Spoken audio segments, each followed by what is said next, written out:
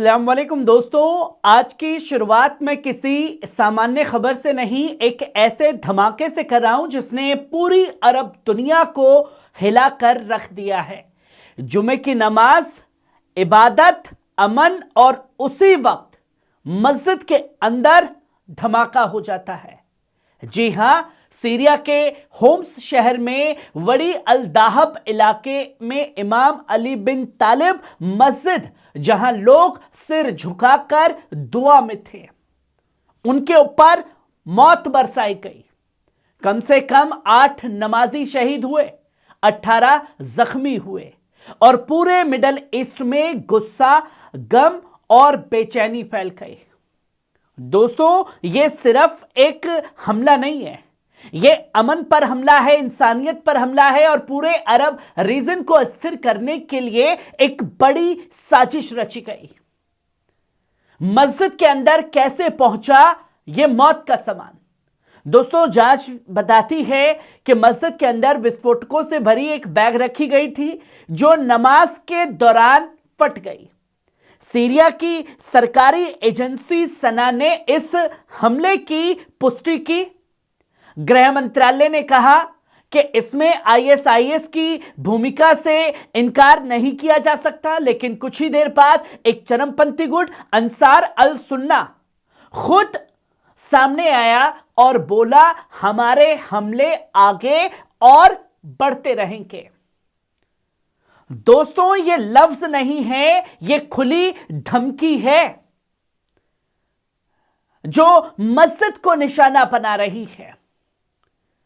और दोस्तों, इतिहास गवाह है, जब जब मस्जिदें, चर्च या इबादत गाह निशाने पर आती हैं तो मकसद सिर्फ खून नहीं होता है, मकसद होता है फिरका वाराना आग, समाजी अमन की तबाही और तो और एक बार फिर पूरे रीजन को जंग की तरफ धकेलने की साजिश। ये तस्वीरें दुनिया के सामने हैं। सीरिया आज भी जंग के जख्मों से उबरने की कोशिश में है और ठीक उसी वक्त यह हमला हो जाता है और यहां मुसलमानों पर हमला होता है तो ज्यादा बड़ी ब्रेकिंग न्यूज नहीं बनती इंटरनेशनल मीडिया में। दोस्तों, इस हमले के बाद पूरे अरब और क्षेत्रीय मुल्क एक सुर में खड़े हो गए हैं। सऊदी अरब हो, चाहे इराक हो, चाहे तुर्की हो, या आप बात करें जॉर्डन की, या आप बात करें लेबनान, कतर की, जो खुल करके इसकी मजम्मत करते हुए दिखाई दिए, और गल्फ कॉरपोरेशन काउंसिल, सभी ने आतंकी हमला कहा और सीरिया के साथ एकजुटता दिखाई। यह कोई मामूली बात नहीं है, क्योंकि अरब दुनिया यह समझती है कि अगर मस्जिद पर हमला चुपचाप सह लिया गया तो कल किसी और मुल्क की इबादत गाह जलेगी। जो तस्वीरें लोगों के सामने हैं, इस पर सऊदी अरब का एक साफ पैगाम भी है। दोस्तों, यहीं से दूसरी खबर देखिए आप। सऊदी अरब के विदेश मंत्रालय ने बहुत साफ शब्दों में कहा है, मस्जिदों और इबादत गाहों को निशाना बनाना आतंकवाद की सबसे घिनौनी शक्ल है। सऊदी अरब ने आतंकवाद और इंतहा पसंदी हर हाल में नामंजूर किया। कोई अगर नहीं, कोई दोहरा स्टैंड नहीं, साफ संदेश, इबादत गाहों पर हमला पूरी उम्मत पर हमला और इसे बर्दाश्त नहीं किया जा सकता। सीरिया के साथ एक खुली एकजुटता दिखाने का ऐलान कर दिया गया। दोस्तों, सऊदी अरब ने सीरिया के साथ पूरी एकजुटता दिखाई और साफ शब्दों में कहा कि वे सीरिया सरकार की उन कोशिशों के साथ हैं जो मुल्क में अमन, सुरक्षा और स्थिरता कायम करने के लिए की जा रही है।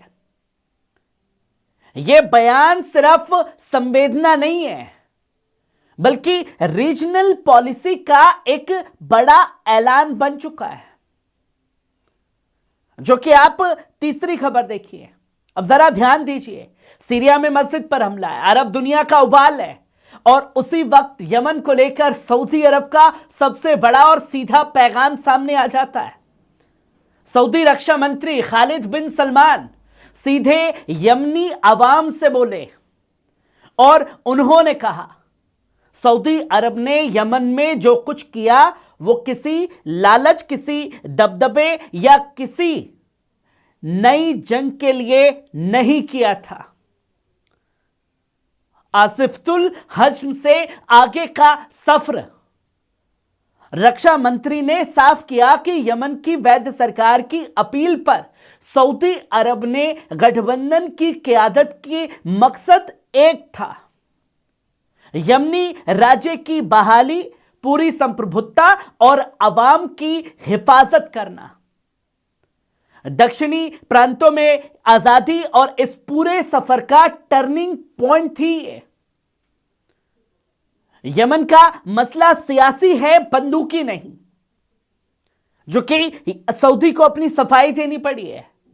दोस्तों, सबसे अहम बात यह है कि सऊदी रक्षा मंत्रालय ने कहा कि यमन का मसला सियासी है, जाति नहीं है, और सियासत के चलते ही यमन को आग में झोंका जा रहा है।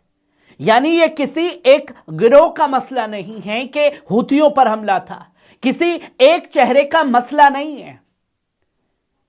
एक बंदूक से इसका हल नहीं निकलेगा।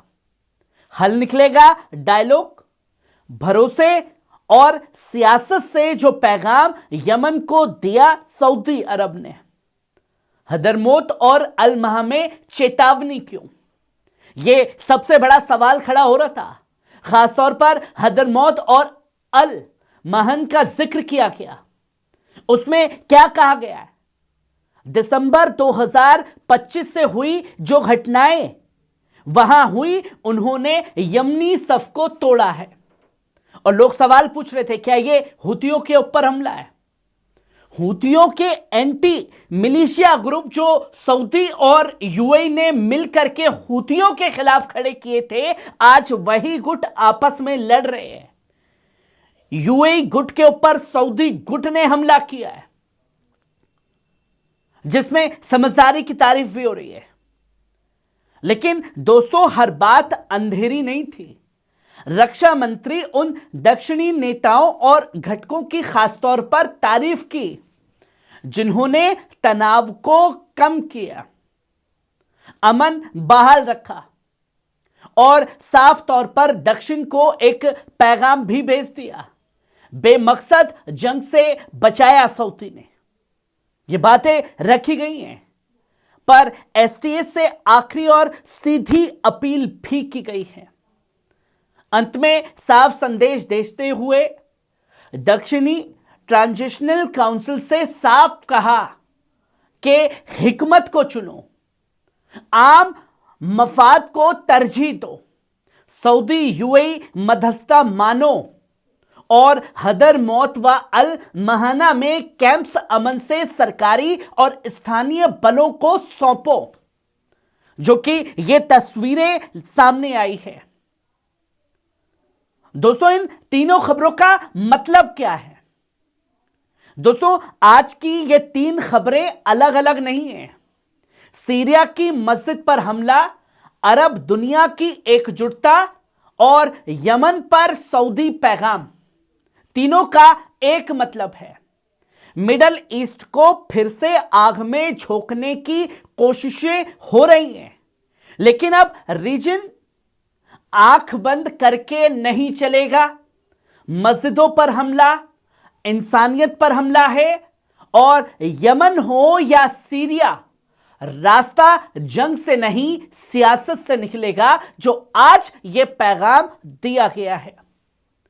दोस्तों, ये थी तीन बड़ी खबरें जो अभी अभी सामने आई। कैसी लगी? कमेंट बॉक्स में आकर के अपनी राय जरूर दीजिएगा। शुक्रिया।